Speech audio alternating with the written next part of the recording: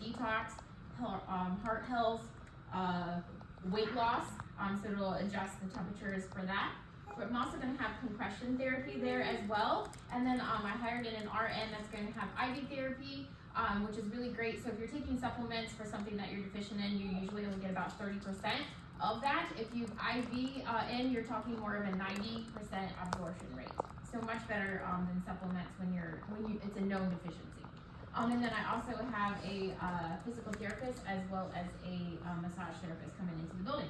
So super excited about that.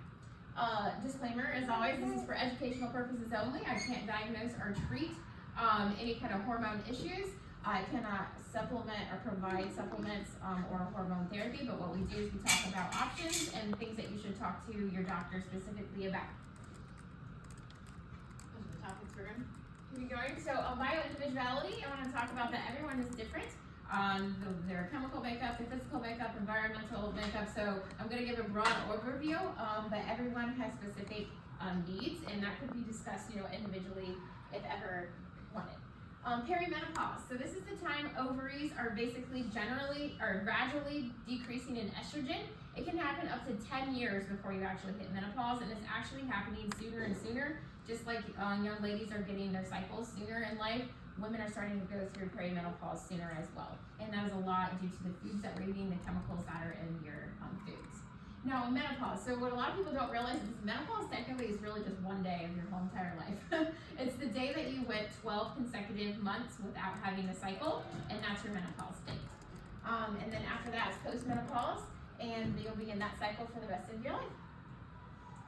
Common symptoms of perimenopause that everyone's used to hearing about, the typical hot flashes, your night sweats, mood swings, your bone density loss, headaches, and weight gain obviously is one of the biggest problems, or I should say complaints, that I hear as a nutrition coach. But what a lot of people don't understand is all the other potential symptoms that can literally be because your hormones are unbalanced. So you have acid reflux, anxiety, autoimmune disorders. They may always be in your body, but they're just more prone once your levels of hormones start decreasing. Brain fog, that chronic fatigue syndrome, depression, your dry skin, brittle nails, heart palpitations, your cholesterol, triglycerides start really changing during that stage of life. You become much more insulin resistant. That's naturally as your estrogen decreases. Your joint pain, more prone to osteoporosis. You have more problems sleeping, thinning hair, UTIs, vaginal dryness, low libido. Common symptoms a lot of people are technically embarrassed to talk about, but very much hormone related, and there is help for that as well. So why I want to bring those up is that a lot of times when people get to this age, they start going to their doctor because they're having more acid reflux. They may not realize, your regular medicine doctors are going to then put you on an anti-acid medicine. That's then actually just lowering your stomach acid, and it can cause all kinds of more problems as well. When really it could just be because your estrogen is getting lower. It affects the lower part of your esophagus, and that's what's causing the symptom. So we want to try to find the root problem, the root cause, and not just treating the symptoms. Same thing with, I want to really touch on anxiety, depression. Obviously there's a time and place for medication for that, and it is very much needed in this world. However, I really suggest getting hormones checked before you would go on the medicine for that, if that's your main symptom. Because anxiety and depression a lot of times come with your hormones being out of balance. You can have that anxious, jittery feeling, and if you can just get your hormones balanced, you may not need that medication. All right, so balancing hormone naturally. The topics we're going to talk about is your lifestyle choices, stress management, healthy eating, sleep habits, detoxing, and exercising. I could literally talk about probably every single subject for a long time, so we're going to briefly discuss each one of those. Okay, so lifestyle and stress management. What I want to discuss, I can't stress enough how much stress management affects your hormones. It's one of the biggest culprits of hormonal imbalance, and how it really is all parts of your life. So it's not just, your job, your relationships, it could be your careers, your finance. If you're just not feeling fulfilled, even creatively, can affect that as well. So we want to look at the whole circle of life. Stress management. We're going to talk about how stress actually affects your hormones. So this can be emotionally, physically, financial stress, all things. It basically calls that fight or flight mode in your body, and it releases the three hormones, which is your adrenaline, your norepinephrine, and your cortisol, which this is actually a survival mechanism of your body. It's actually very important.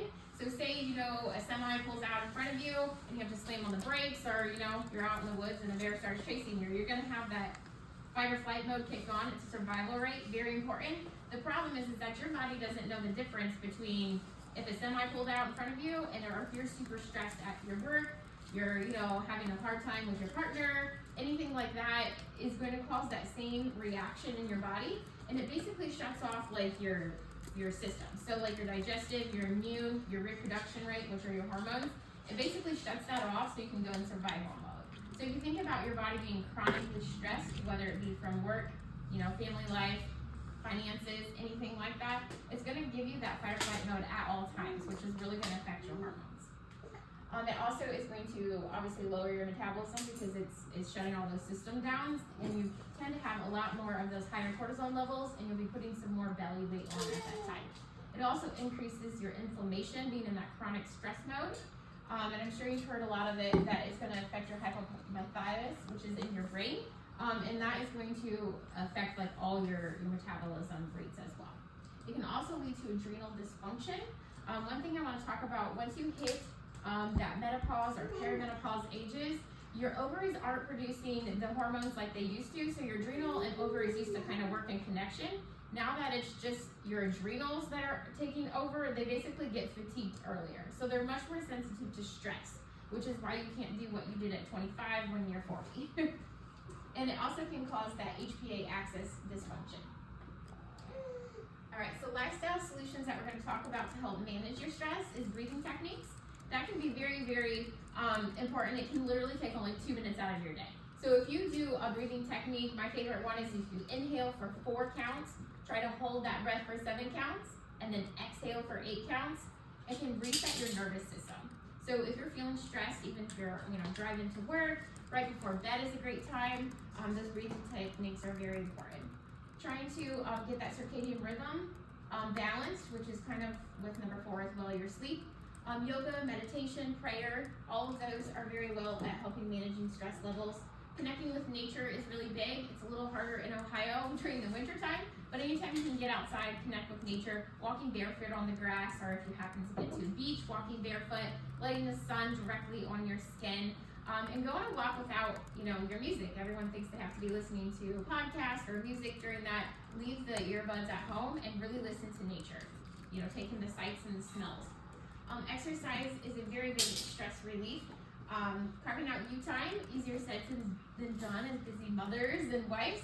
But just even 10-15 minutes is something you enjoy doing. That can be as simple as taking a bath, reading a book, anything like that.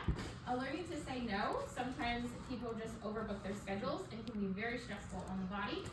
That infrared spa, red light massages all help de-stress your stress levels. That social connection. Try to keep, family connections, coworkers, friends. Schedule even just once a month, some little lunch date or something for that. Journaling is also awesome. I love to do this. I do 2 to 3 positive affirmations at nighttime. Key there being is that it's positive affirmations. So something good that happened to you during that day. Leave the negatives out.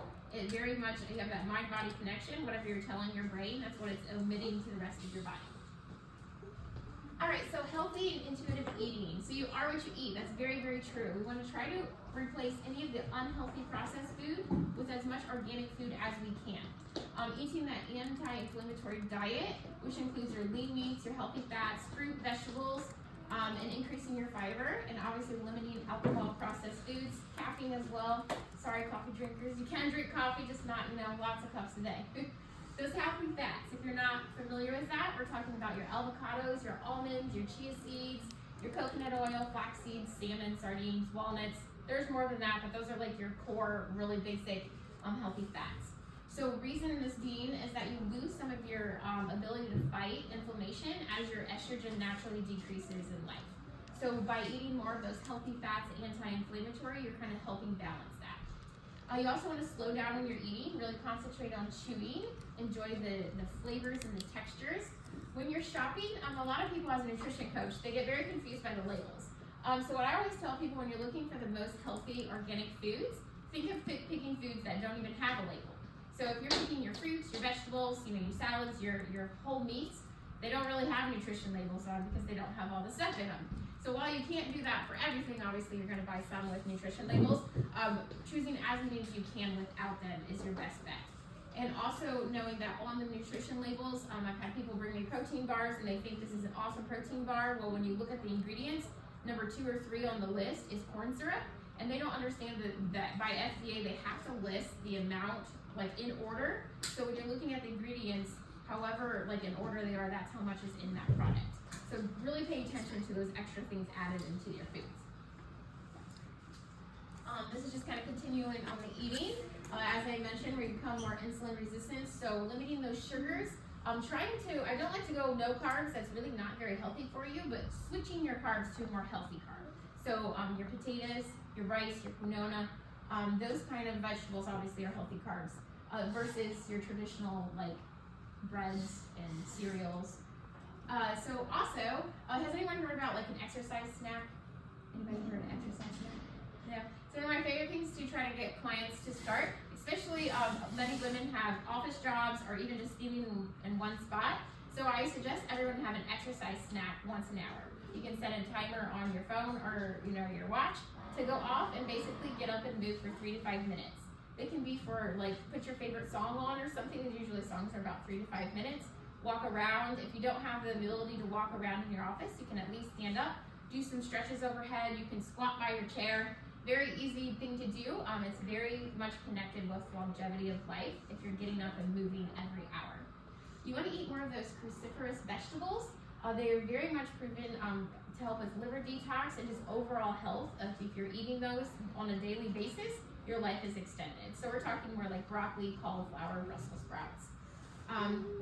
I can't stress enough to not go to just eating a low-calorie diet. It really slows down your metabolism, and it's very understandable that someone's struggling to lose weight. So what do? They just keep cutting calories and cutting calories. So all that's doing is basically lowering your metabolism. Everyone has a basal metabolic rate, and that's based off your height, weight, your activity level. So if you're falling below that, it again is going to shut off all the other systems of your body because it's in survival mode, and you're actually going to slow that metabolism.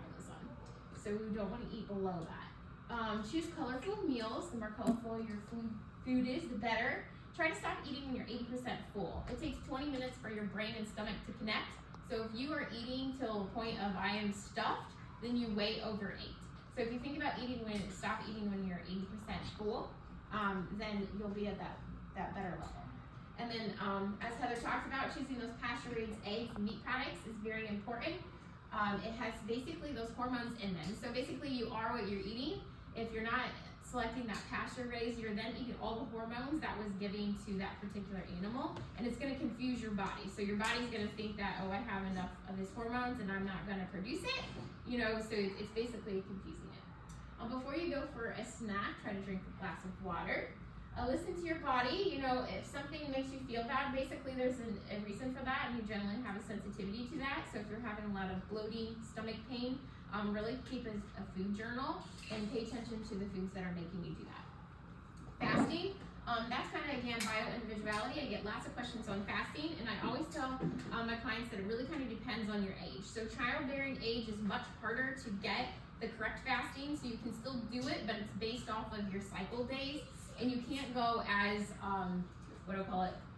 severe, I guess, as hard of a fasting as you can if you're not childbearing. And why that is that simple science. Whether or not you're trying to get pregnant every month or not, your body is, it's just thinking it's trying to release that egg and get pregnant every month.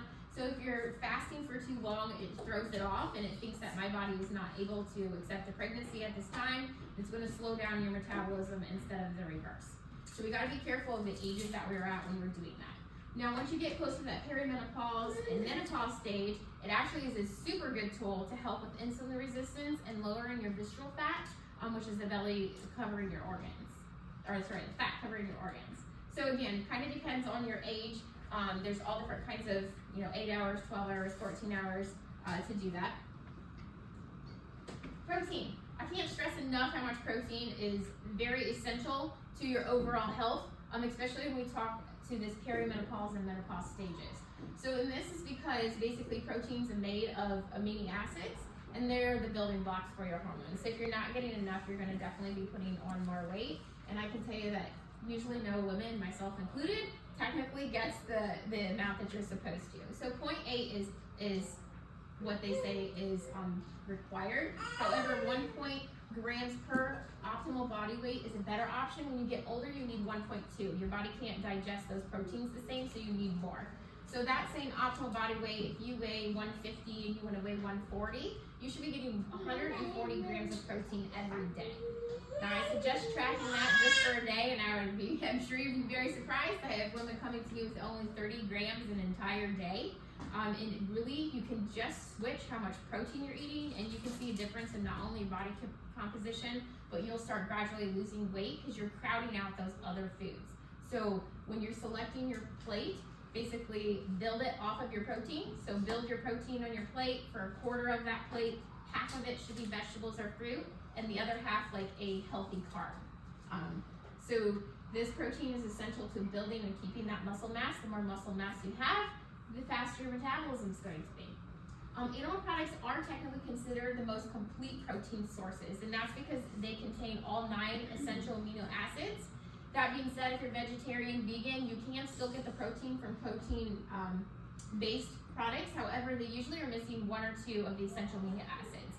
That's why it's technically easier to get it in meat. So if you are a meat eater, that is definitely your best bet to go. So again, they're going to crowd out those carbs the more that you are eating the protein. Insulin is also hormonal. A lot of people don't realize that your insulin is actually hormone, which is why it starts going haywire as soon as you reach this age. Not getting enough of the protein will disrupt your blood sugar, and it'll increase that insulin resistance. So definitely try to increase your protein. That's your guys' homework this weekend. Tomorrow, count your grams of protein for the day. Sleep. All right, this is also critical to balancing your hormones. You will not be able to lose weight if you are not getting an essential amount of sleep a night. Sleep deprivation is also going to affect that insulin resistance. It's going to make your inflammation rates go up, your cortisol levels go up, and it is going to affect your cognitive function. So at nighttime is when your brain basically clears of what they call that gray matter. If you don't have that essential amount of sleep, you're not clearing that gray matter, so you're going to have more brain fog, and you're going to be more prone to Alzheimer's. So you want to aim for that 7 to 8 hours of quality sleep. The difference between 6 hours and 7 hours is huge. They've done a study where they're looking at people's brains, people who were sleeping on average 6 hours a night, and then they took someone who didn't sleep for 48 hours. Their brain functions were functioning the same. So that 6 hours of sleep sounds good hypothetically, but it's really not enough. You really need to try to schedule to get 7 to 8 hours of sleep every night. So you want to adjust that nighttime routine, do those breathing techniques that I talked about. No blue light, preferably 2 hours before bed, and try not to eat 3 hours before bed as well. Keep the room nice and cool, 67 degrees is the most ideal. Try to fall asleep and get up at the same time. I know that's hard on weekends, but it really helps affect that circadian rhythm. Try to get morning light as soon as you wake up. It is, again, harder in Ohio sometimes, especially during the winter. You can get full spectrum lights that you can sit on your bathroom counter, like when you're getting ready. That's the next best thing to natural light, but it helps set that circadian rhythm. Detoxing. Plastics are a major endocrine disruptor, and they block out natural hormones from binding to cells, basically. So plastic water bottles, cutting boards, and storage containers are really big culprits of that. I knew the water bottles, the not microwaving in plastic containers, but honestly, until I was taking my hormone class, I never even gave a thought to my cutting boards. So when you're cutting those vegetables, and then you're scraping them onto your plate, you're taking all those tiny little microfibers, plastics, and you're eating them. So your body's thinking I have enough hormones, and you really don't, because it's disrupting that. So we want to try to not drink out of the plastic bottles. This also means don't just take plastic water bottles and pour them into a different bottle and think it's fine, because you don't know, where that water bottle came from. What if it was in a truck and it warmed up, so then it has that plastic in it. Same thing if you are a big coffee drinker. If you get it on your way to work, they have those plastic lids. Well, coffee is hot, so you're making those plastic lids warm up, and then you're drinking the plastic. So bring an extra thermos, pour it in there, and drink it out of there on your way to work, is a suggestion. Again, we're hitting on that pasture-based hormone meat again, because again, they have hormones in them, and if you're eating non-pasture raised meat, then you're getting those extra hormones and disrupting the body. Try to choose all natural cleaners if you can, and that also is going to be with your beauty and skin products, your hair products, all that has toxins in it. You want to try to drink from your water filtration system the most that you can. And even like the straws you drink, like I chose all like glass straws now. You can also choose silicone, it's better than plastic that usually comes with them. So try to switch to that and an air purifier as well.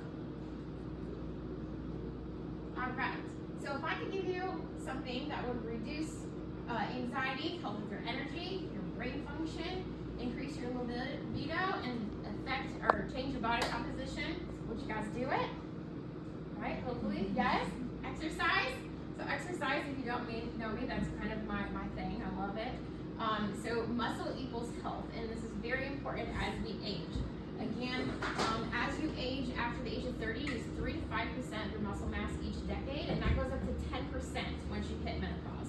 That's huge. So again, the more muscle mass you have, the faster your metabolism is going to be, the better your composition is going to be, and overall health. So strength training absolutely needs to be at the foundation of your exercise routine. It should also be incorporated with some of that cardio. So as we get older, those intensity little bouts of cardio, it doesn't have to be hard impact, but that you're getting your heart rate up combined with that strength training is the best combination of those. And that's proven science. That's not just because that's my favorite way to work out. It's literally scientifically backed by that. And by strength training, I'm not talking about, just lifting your cute little pink 2-3 pound weights. Now, if that's something at a beginner, that's where we're starting you with, but you want to get to that heavier weight. So if you're being able to lift a weight for more than 20 reps, then it's too light of a weight. You're not actually strength training. You're not going to change that muscle or your body composition. So we want to train to muscle exhaustion, and we want to do that safely though. So I'm not saying go pick up, a 100-pound deadlift and start doing that. You start lower and you work up. Find a professional to help you start a workout program, but I can't stress enough how much that the strength training is essential to our lives as women as we get older. That lower estrogen is just naturally making you have less muscle mass, and it's going to mess with your metabolism as well. Your bones will be denser if you have more muscle mass. I want to talk a little bit about the subcutaneous fat versus the visceral fat. So the subcutaneous fat, sorry guys, words are hard, is the fat basically that like you can pinch. So we might not love, what you can pinch on your arm, on your belly. However, it's not as dangerous as your visceral fat. So that visceral fat changes at those premenopausal ages. It's like from 5 to 8% up to 15 to 20% as you get older. And those are the fats that's surrounding your organs. So that's why it's more detrimental to your health to have more visceral fat than that subcutaneous fat. And what's the number one thing that helps reduce your visceral fat? Strength training. So we can't stress enough the strength training there. Exercise cycling, I'm going to get into if you still have your cycle. It's very good to go with your hormones based off of that. But one thing I want to stress on before is over-exercising. So over-exercising can be very detrimental to your hormone health. I'm actually honestly guilty of this before in my life as well. Exercise has always been a stress relief, so it's my go-to. But you can also overdo that, and you can stress your body out just as much as, if you're not exercising, you can be stressed, but you can over-exercise. So you should not be doing multiple sessions a day. You shouldn't be working back-to-back. So say you did a really hard leg day Monday, you should not be doing another leg day Tuesday. You need to give that body rest, or you're actually going in reverse. So a lot of people have a misconception. Yes, I'm a personal trainer. I'll have 9 workouts a day. Am I doing them all? No, absolutely not. I might join in on a workout, modify here and there, but I would never do all those workouts because it's very hard on your body. Okay, so again, this can also put you into that chronic stress level if you're over-exercising, and again, your adrenal glands are under too much fatigue and work if you are putting on or doing too many workout classes. So again, let's talk about the exercise cycling if you still have a cycle. So that bleed week, you want to think about gentle and lower intensity. So yoga, walking, more towards the end of your bleed week, maybe day 5, 6, you can start to those moderate weights. So 10 to 15 reps on that. Your estrogen is lower, so your ligaments are less lax. So you can actually do those hits in explosive power. Again, I don't necessarily mean, jumping, but more high intensity during that, towards the end of that first week. Week 2, your period's done, you're moving towards that ovulation, your testosterone is going to be at the highest. This is when you want to hit those weights hard. So you want to lift the heaviest during this particular week. You should only be doing something 5 to 8 reps. So picking up a weight that you absolutely could not lift that more than 5 to 8 reps, that means you're changing that muscle and you're going to increase the muscle mass. Estrogen peaks here though, so you do want to back off a little bit more of any kind of like jumping impact because you are more prone to injuries. So you can do more steady cardio. You can cycle or walking, anything like that. Week 3, you're at the ovulation. You may not have quite as much energy, so you go back to that 10 to 15 reps and alternate resistance and Pilates. I should mention this is like at the end of the ovulation, so that week 2 is more like where the ovulation is happening. This is at the end of ovulation, week 3. Week 4, your estrogen and progesterone decline again. Again, it's good for that higher intensity, that HIIT workout. Again, strength training would be more at a 15 to 20. This is when you usually have about your least amount of energy right before your period starting. So that's where you'd be going more for muscle endurance. So you would be doing that 15 to 20 reps of a weight. Because that's what your body is asking. You should really listen to your body. I can't stress that enough on working out. Some people because I have to work out today, I have to work out, and they'll just go doing something hard even though their bodies aren't feeling like it. It's better to listen to your body, take more of a rest day, do a walk instead, Pilates, anything like that. I want to remind you that recovery is where all your gains come from. If you aren't leaving enough room for your body to recover, you aren't going to have any of those potential gains. One thing I want to backtrack on a little bit on the exercises, how I stress the strength of training, but you also need to find something you absolutely love to do. So I'm not saying that if you absolutely love Pilates, yoga, running, swimming, whatever, cycling, work that into your routine, but you should still have strength training as the base foundation, if that makes sense. All right, supplements. So I want to talk about supplements that are said to very help at this particular phase of our lives. I wanted to tell you to consult with your doctor though, because obviously I'm not suggesting these nor giving you the amount to give, but you should be talking about these with your doctor. So vitamin D is very essential to all aspects of your body functions. It can help you shed that fat, heart health, energy, bone density. One thing I want to stress on vitamin D levels, when you get that checked by a normal, regular Western medicine doctor, they're going to say anything of 30 or higher is normal, that you're fine. But say you have a 35 vitamin D level, you really want optimal levels, which is closer to 50 to 75 for vitamin D. So be very careful as to what kind of doctors that you're having the testing done, and we want to look for optimal levels and not just normal levels of these. So magnesium, it's the most abundant mineral in the body. It helps your blood sugar, your insulin resistance, and your sleep. So magnesium is a great supplement to talk to your doctor about. Those omega-3s. It counteracts inflammation, which is why Heather also discussed the meat that you're eating, why we want those omegas in there. Helps reduce your triglycerides and blood pressure. Zinc is for your immune system, your metabolism. B12 is for energy and in all aspects of the body as well. So it's going to do your brain, heart, immune system. I can't stress how much getting your Bs and even B6s checked is important. Selenium is for thyroid health.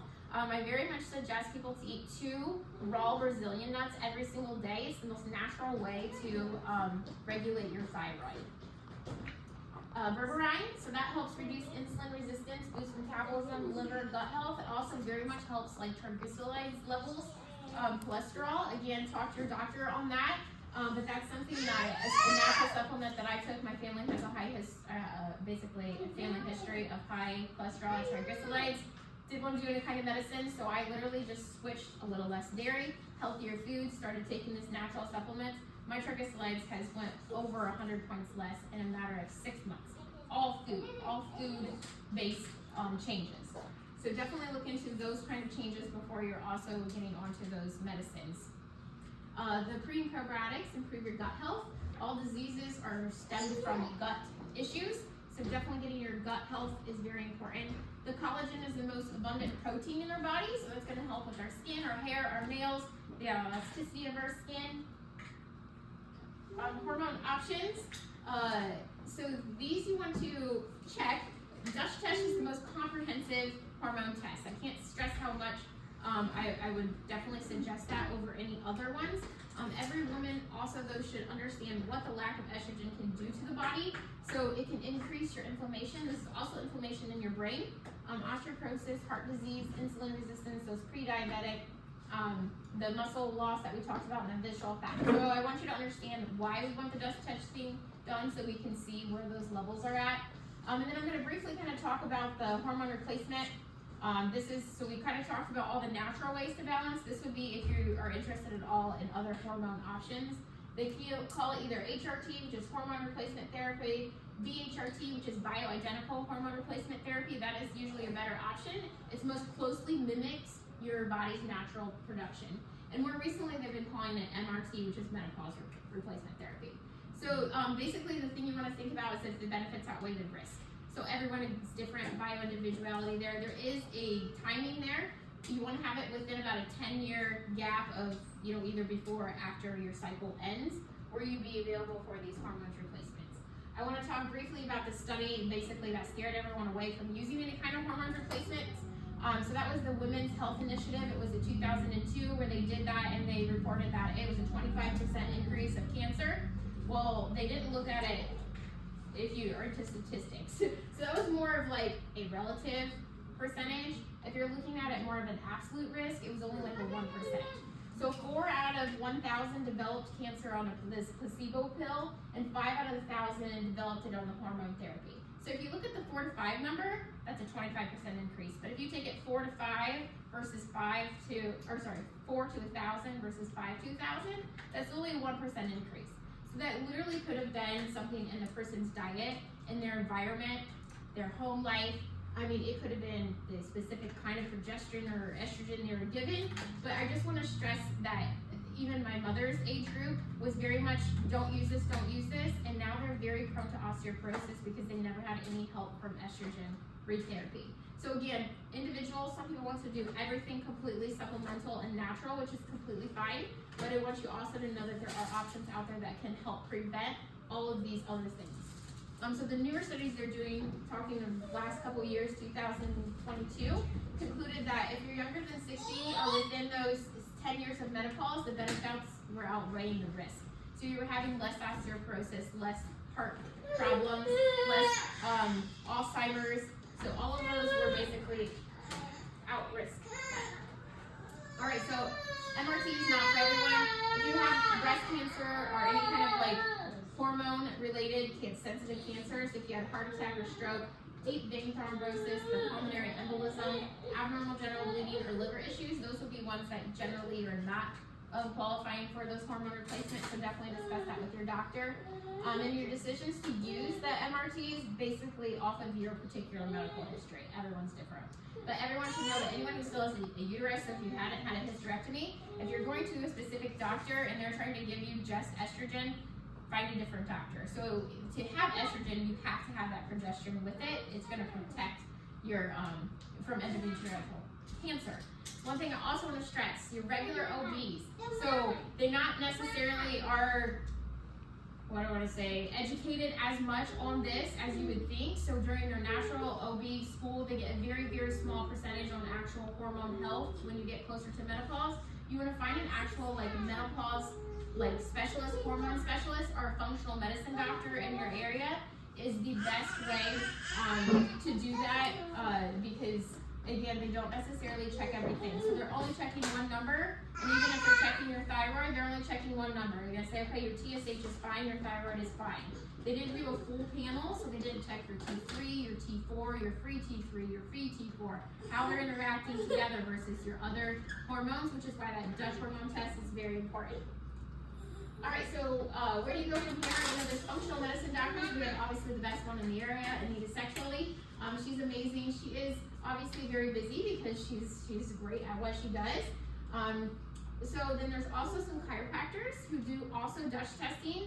There's a Jones one in Elida, I believe. Let me double check mine, make sure that's where it was. Yes, Elida. So Jones Chiropractic in Elida. They do natural supplements, Dutch testing. They're also a great resource. Menopause specialist, there is a menopause.org. You can type in your zip code and they can give you the best resources in your area for that. Hormone coach, which is me I have hormone basically classes, or not really classes. So basically you set up a meeting with me, we go over your individual symptoms, and we go from there. So especially when you're getting towards menopause, there's certain foods and supplements. Say you're having hot flashes, we would discuss what foods to eat. If you're having low libido, we discuss what foods and supplements to eat based on your particular symptoms. So I do have a list of resources here. If anybody wants, I do have an email list that I can email those out if anybody's wanting to know those. I always suggest the functional medicine first. There is another one called Desire Wellness at Columbus that I personally have talked to. Her name is Kim Porter. She does the same thing, Dutch testing and hormone testing. She likes the first appointment to be in person, but she also is able to do like telehealth if that's something that you're interested in as well. Does anyone have any questions? Yes. Does Dr. Anita do the Dutch testing? Yes. Is she the only one besides Elida that does it in that area? In this area that I know of, yeah, her and Elida, and then Columbus is the other one. But like I said she would love to have you there for one appointment, and then we could do telehealth. Anita is doing an extra, maybe telling this more on like a class, right? Do you have more information on that? Possibly? Yeah, so I work for Dr. Anita. We are currently at full capacity for new patients, but we had our new patient wait list recently closed, and we still have a ton of people that are hoping to get seen. So Dr. Anita put together a couple different master classes.